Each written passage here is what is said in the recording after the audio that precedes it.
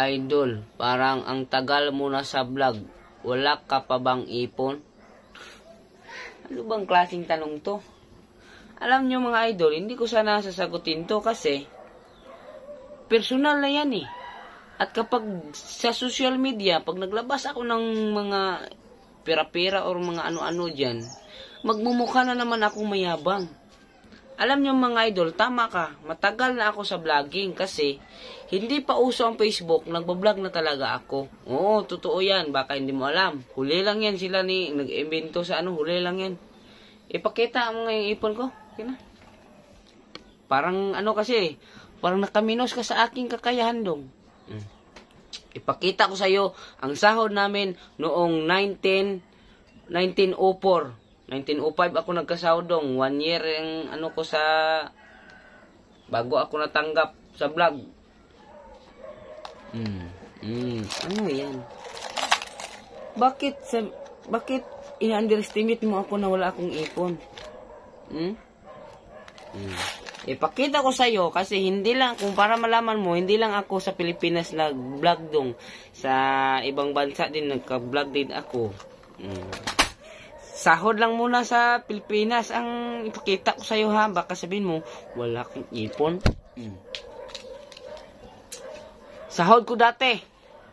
Baka hindi pa pinanganak ang lula mo nito ha. Dos nga karaan na dong. Ito pa. Sabi mo, wala akong ipon. Matanda pa sa lula mo ang ipon ko. Nan. Ipon yan. Ngayon, ito lang sahod namin sa ibang bansa sa vlog.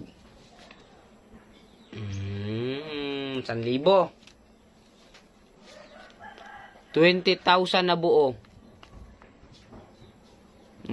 Sino nagsabing wala akong ipon? Hindi ko lang pinapakita. Kasi ayoko maging mayabang sa inyo. 500 pero para lang to sa yung video ha. 2,000 na papel.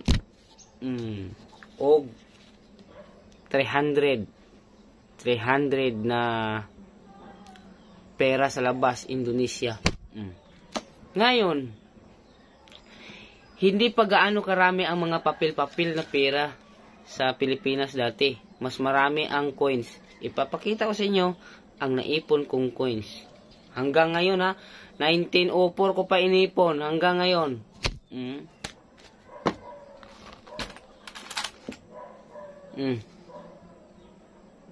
Yan. Matanda pa to sa'yo dong. Baka nasa lagay ka pa ng tatay mo.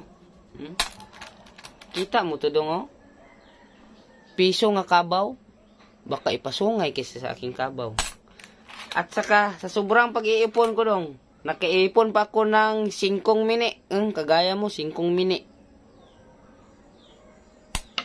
Sabihin mo, wala akong ipon. Unsa man eh. Na-realize na ko, nga sa sobrang ako katigom, sa sobrang pag-iipon ko, hindi na matanggap lahat dong. Why nang silbi? Wala na silbing ipon ko, kaya gastos na lang tayo habang buhay. Hindi natin ito madadala, oh. Si Boss Toyo ang kapalit nito. Bye-bye.